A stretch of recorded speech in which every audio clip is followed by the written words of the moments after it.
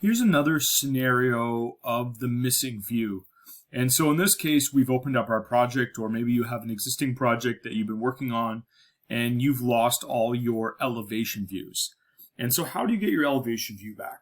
Well, in my case, my recommendation would be to create a box. And so we're going to use the wall button here to create a box. But before I do that, I want to click on the little light bulb down here, which is called Reveal Hidden Elements. And Reveal Hidden Elements, you'll see that there is a project origin here. And so what I'm going to do is I'm just going to create a box, and I'm going to create a fairly large box in here. I'm going to maybe make it 100 by 100 feet, and so that'd be maybe 30 meters by 30 meters. I'm not sure why this is freezing.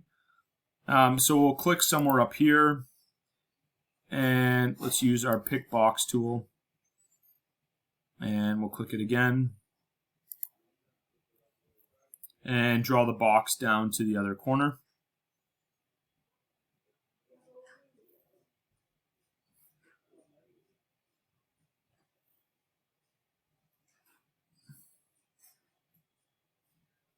So whatever that size kind of works out, you just want to create a fairly large size box.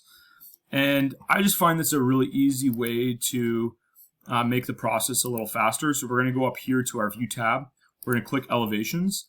And now when we click the elevations, they're going to be facing the box, which is why we want to create the box. I think it just makes the job of placing these elevations a little bit easier.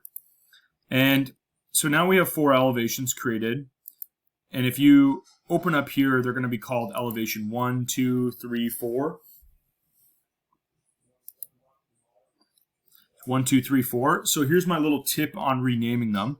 We're going to go up here and we're going to actually click the arrow. Let me turn off the Reveal Hidden Elements.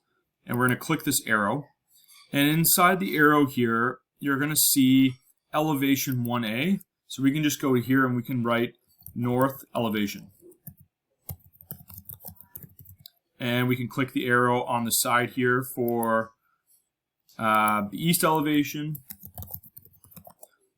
We can find the west elevation.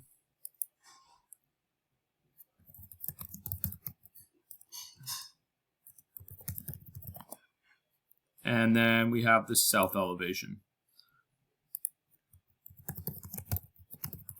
So that's my tip on getting the elevations back. And just when we're done here, I'm just going to hover over one wall, hit the tab button to select all the walls, and I'm going to delete those. So now we have our 4 elevations back. They're not exactly centered around the origin point, but they're pretty close because we kind of created that box. So that's my tip on doing that.